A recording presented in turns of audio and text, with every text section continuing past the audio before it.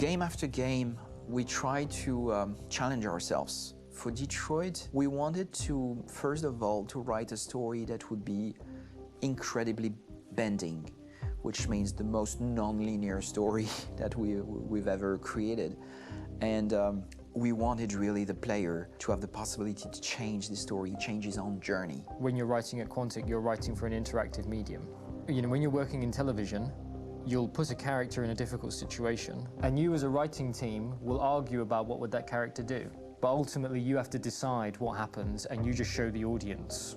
What's interesting about interactive drama is you bring the player into that conversation, and it changes your job slightly as a writer, because your job is to provide a narrative context in which the player can write his own story. You're giving him this kind of narrative Lego that he's going to snap together into his own shape. You also have the ability to make your audience attach themselves to your characters, because the audience is in some sense responsible for what happens to the characters. It's just a few cans. Come on, let's go. We have some cash now. You used me to steal that money. How could you do that? I trusted you. What is a bit specific about this scripts is how large they are. If you take a film script, there are about 100 pages. But here we have to deal with a script that is between 4,000 and 5,000 pages. Everything becomes bigger because we don't just tell one story, but we tell all the possible stories that can be told within this narrative space. On Act 3, our final act, we have around 1,000 different scenarios, and every one of those scenarios has to be as interesting, as passionate, as strong, and as emotional for the player. We want every action that the player does, every interaction that is available to serve in telling the story, and help the player understand who his character is, and build that character moment to moment.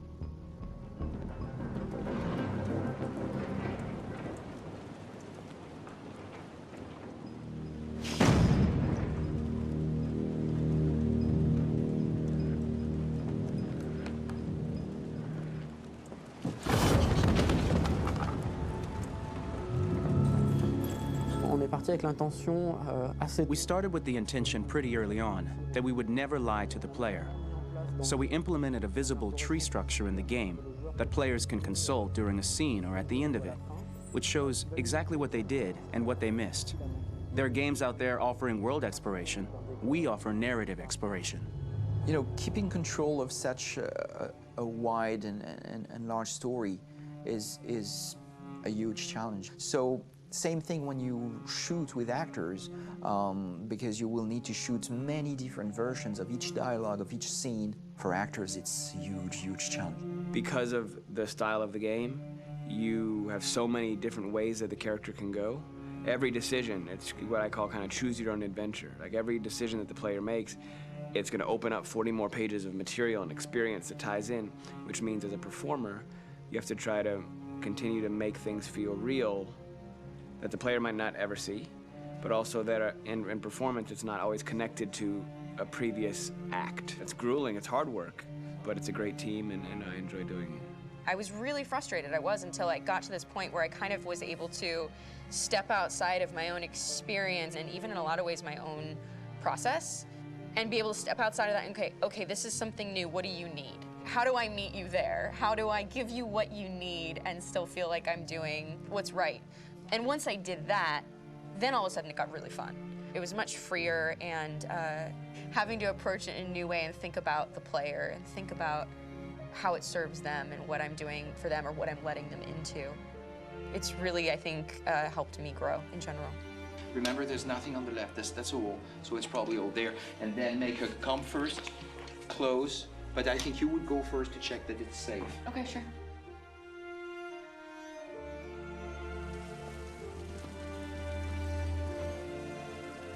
The most enjoyable thing about working in performance capture on this kind of project is that if I shot a film, I would get to do one of these endings. I get to do so many different things as Connor. Your head goes all over the place because you're trying to keep track of basically 4 different storylines for each different response. What's the name of my dog? Buddy? Scout. I think it's Jack. I can't remember. So I worked with physicality a lot because it was a good way to anchor myself in these different rings of the tree as the story grows out. I know where that is physically in my body, and then I can switch more continually on set, and it'll be entirely up to the player to determine what order those things come out and what they look like from a distance. Like if you're playing through it, the culmination of all of that will be their version of Connor. I'm faster than you, and I don't feel pain. You don't stand a chance against me. Listen, asshole. If it was up to me, I'd throw the lot of you in a dumpster and light a match to it. Tourner les scènes d'action à... Shooting action scenes at Quantic Dream is a real challenge, because these are scenes where the storytelling has to continue. It's not an action scene just to have a dose of adrenaline. The stunts have huge consequences on the rest of the story.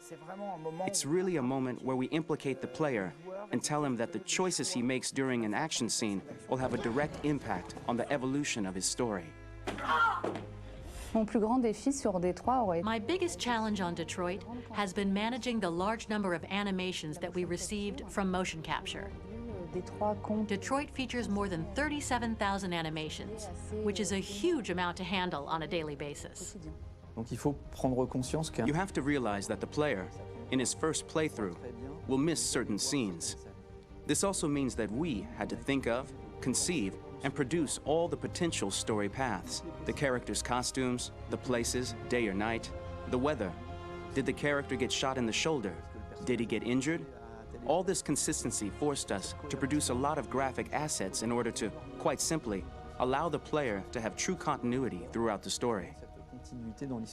Honestly, we were even surprised by the challenges that come with such a big tree structure. And we did our best to guarantee quality across all the game and make sure that whatever path you choose within this narrative space, you will have an equally good experience.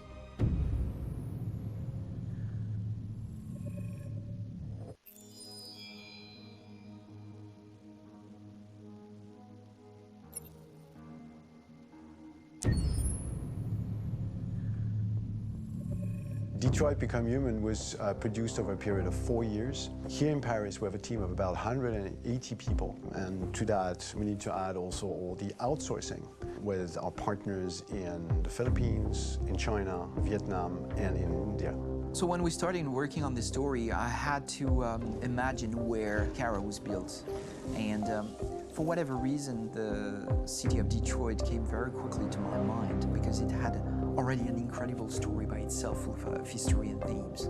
So we traveled there with the team, and we were really moved by what we saw, and we could really feel the desire to fight and really be born again. And we just continued this curve, this growth, and just imagine what Detroit would be like if the Android industry was, using these huge factories to build androids there. A very strong element in Detroit is that there's a lot of industrial wasteland and a lot of nature too, and for us, the graphic designers, it was an incredible playground. The destroyed zones which we wanted to preserve, we appropriated them to turn into something else. Then in the areas that needed to be rebuilt, we were able to imagine our Detroit of the future. We didn't want to make a science fiction universe, but a world of anticipation. If we chose science fiction, we could have imagined flying cars, extraterrestrials, but those things are very far from our current everyday life.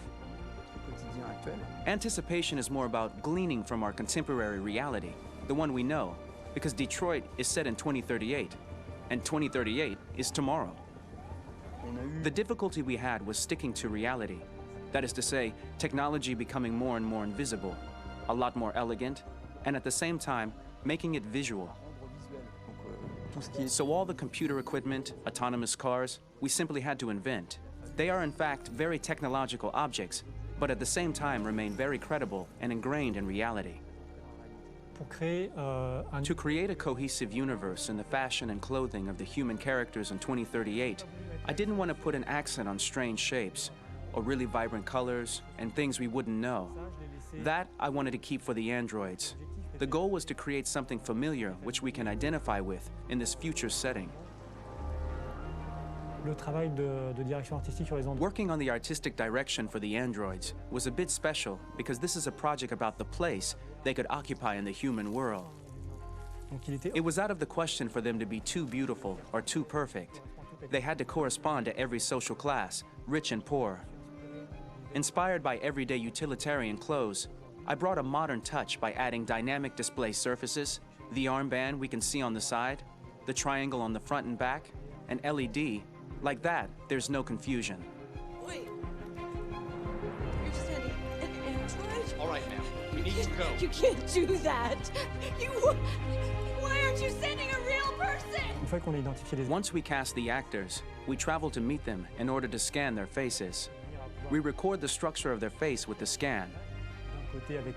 And we record the colors and patches of skin with photography. Once we have this information, we will use this as a basis for modeling and creating the characters. The artist will make it more realistic, but will also enrich it. He will propose ideas which we will develop together. Finally, we will have a character with character who corresponds to the project and the world. When the actors come to Quantic Dream, we show them the design, what their image will be, and what they will look like in the game. This extra information gives them another dimension and color to connect with emotionally. It helps them think about how to play their character. Your mission. That's all you care about, huh? You should consult a professional who can help you. Beat it, you hear me? Get the hell out of here! So there are 3 types of shoots at Quantic Dream. Shooting and performance capture, where you capture the whole actor, his voice, his face, and his body. These shoots are obviously done with American actors because the game's original version is in American English. After that, there are the body-only shoots, representing around 250 days of filming, while the performance capture is 100 days of filming. Now, body-only shoots, there are 2 types. There are the action shoots and the technical shoots, which are mokit shoots. Mokit is when the player controls a character on the screen, and he moves in an environment to explore it.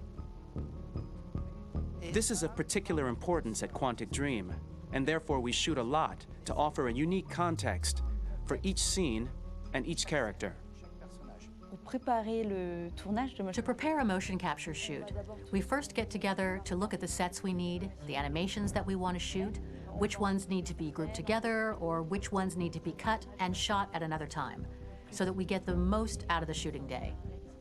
This often means shooting scenes out of order, especially those with big props or accessories, like a big car, for example. So we shoot all the animations related to that particular prop first.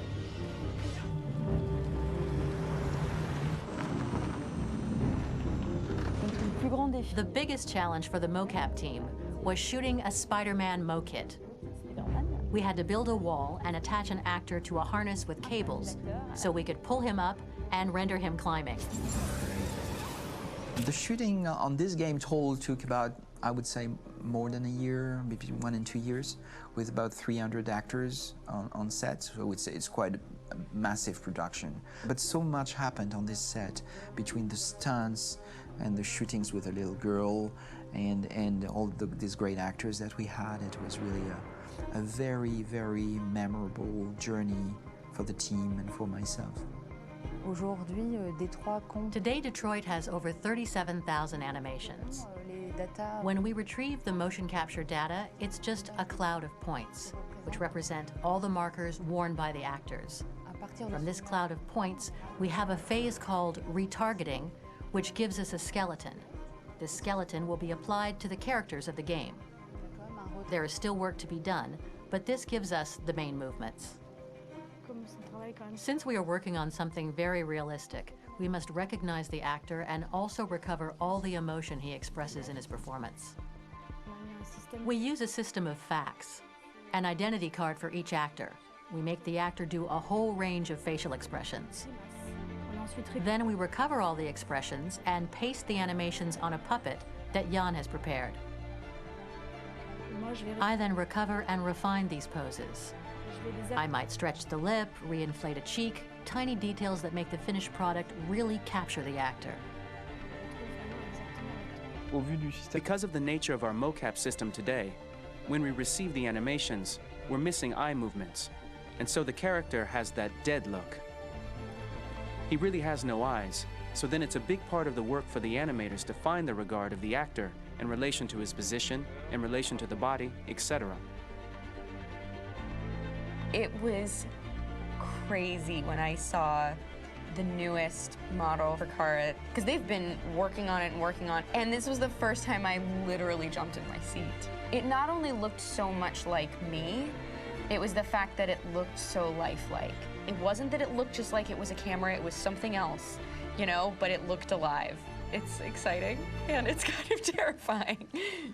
Game after game, we learned the rules of optics and filming, and our goal with Detroit Become Human was to have cameras that would actually emulate the optics of a real physical camera.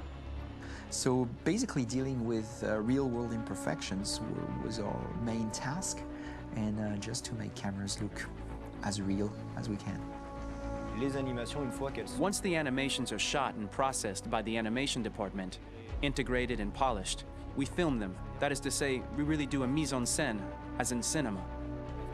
The real difficulty of our job is to know if these cameras are telling us something. Are they in the emotion of the scene? Do they describe exactly what the action must convey, what must be felt? The most important challenge for me was one of the final scenes where Marcus decides to start the revolution and go to the battlefield. Very quickly, we imagined this to be a huge sequence shot. We wanted the feeling of a cameraman running behind us, while showing Marcus, the androids who help him, the person shooting at us, etc. Above all, it was necessary to say to oneself, this scene is very violent but does not glorify war. On the contrary, that war is something improbable and absurd.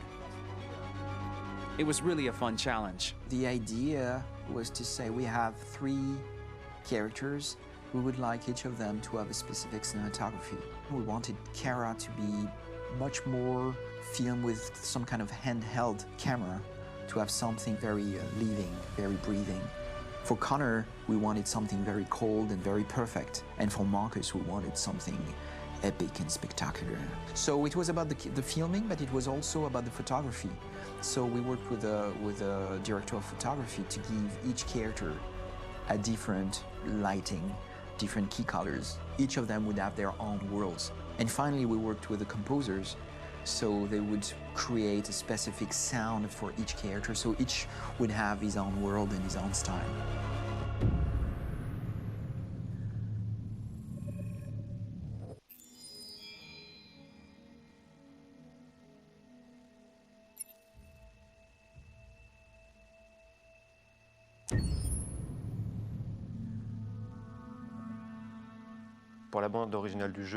For the soundtrack of the game, we tried to be very close to what is done in film. We were constantly asking at each place in the game, why are we putting music here? What is it going to say? So we focused the music on bringing emotion, which is interactive and supports the character's arc. I'm sorry, honey. I'm sorry. I'm sorry. You know I love you, don't you? You know I love you. We make games that are very narrative. We're really into interactive drama, so the soundtrack also had to go in that direction, supporting the 3 characters' very different stories. We really wanted 3 colors, 3 musical sound identities, and from there, having 3 composers made sense, since the story of Kara, Marcus, and Connor are all completely different.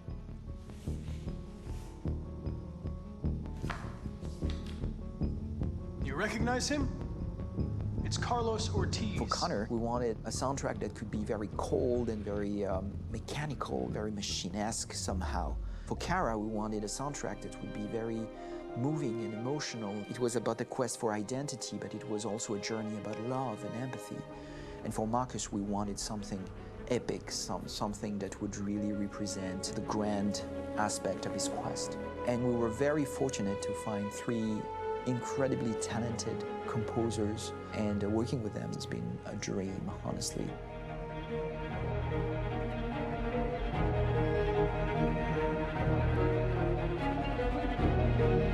My name's Philip Shepherd, and I'm a composer and a cellist and a producer, and today we're at Abbey Road Studio One, which is my favourite studio in the world, and today we're recording the soundtrack for Kara from Become Human.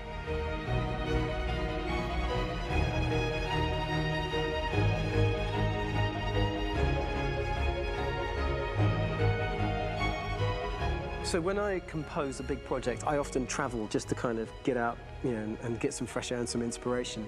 And I go hiking and traveling in Montana a lot. I had a log fire in the room that I was staying in, and the flames were kind of making absolutely direct music. And it became the basis for Kara's theme, and it sounds something like this.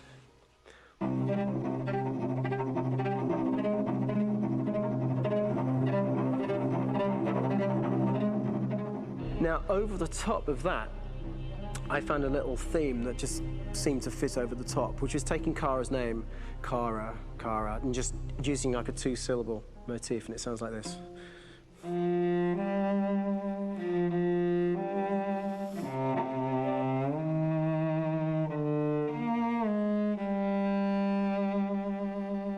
going to pull through this, Alice. As long as we're together, nothing can hurt us.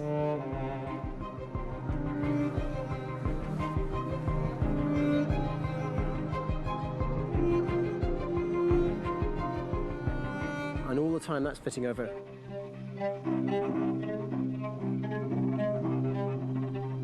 So it kind of works in lots of levels. And in fact, every single theme in the score has one of those elements built into it, and it becomes sort of the DNA of every single tune.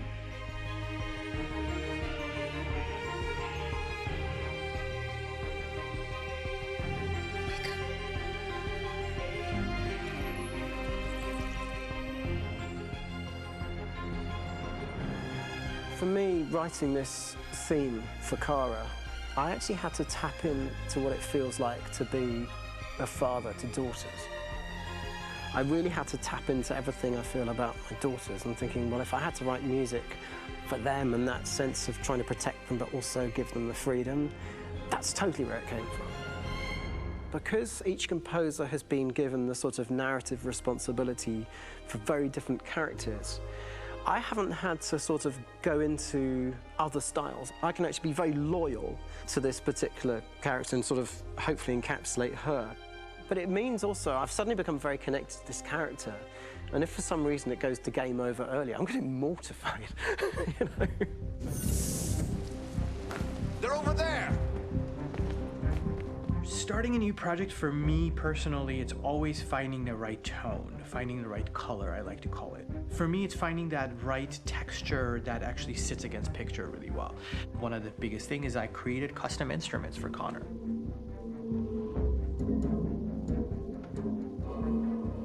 I pulled out all my vintage synthesizers to be able to capture this robotic person, if you will. My approach to all of these custom instruments is that I hear the sound in my head. And either I could just come into the piano and just be like, all right, so I'm gonna just get on the computer and just create it. I rather be able to play these instruments physically. Oh, that's nice. You can do that.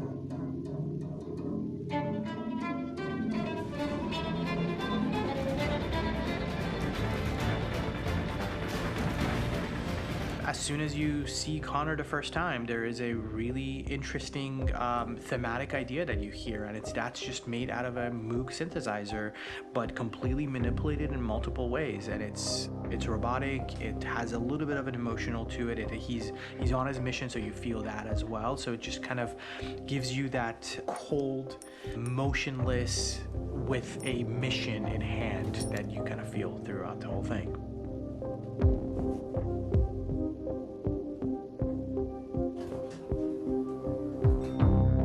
Because the music evolved, one of the things that I was very weary and I was very kind of focused on was the way that the music has to evolve. So my idea behind it was that Connor is a singular android that could at any point become a deviant or could actually stay as an android. So I created a more or less an Connor theme, and then I was able to just manipulate it in different aspects of it. Is everything okay, Lieutenant? Chris was on patrol last night. He was attacked by a bunch of deviants.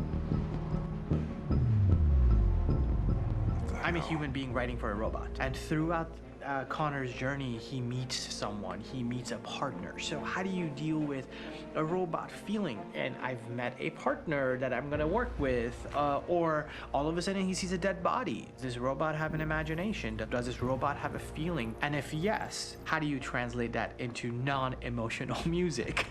So basically at any point I was just like, I can't do this, and then I just do it. Property was damaged and fires continued to rage in several major districts across the city. Some people are asking, have androids become a threat to our security? When I first started really digging in on Marcus, the one thing that I really tried to capture was the transformation process. You know, Marcus is this android that evolves over the course of the game and really goes from kind of figuring out that he's more than just an android. You know, he's starting to develop kind of a human soul in a way. Try to imagine something that doesn't exist, something you've never seen. Now concentrate on how it makes you feel and let your hand drift across the canvas. The other side of Marcus that I really latched onto was that he almost became a savior for a lot of the other androids in the game. So when I started developing the theme for Marcus, I really made it like a church hymn.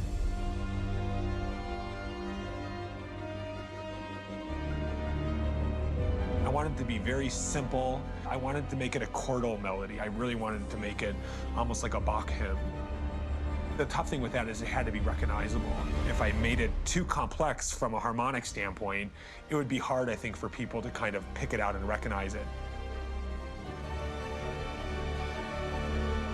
It's very acoustic derived, but it's also been treated with a lot of effects and things to kind of put it into the space that I felt the sound should be in.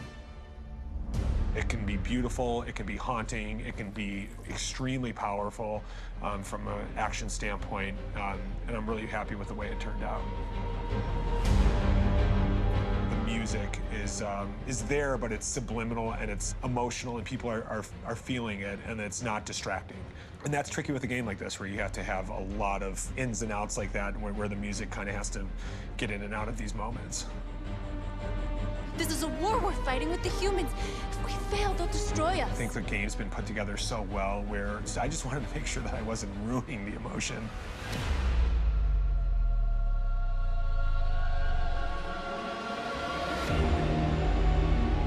I gotta be honest, when we first started on this path, I said, oh man, this could be pretty messy, you know? I mean, it could feel disconnected, but I mean, it's amazing how they really guided us and got us to really kind of all be in the same world, but at the same time feeling completely different. So it's really gonna stand out and kind of be one of those games where people are really gonna notice the music and kind of how it was crafted, and, you know, and all the hard work that went into being able to pull it off in a graceful way.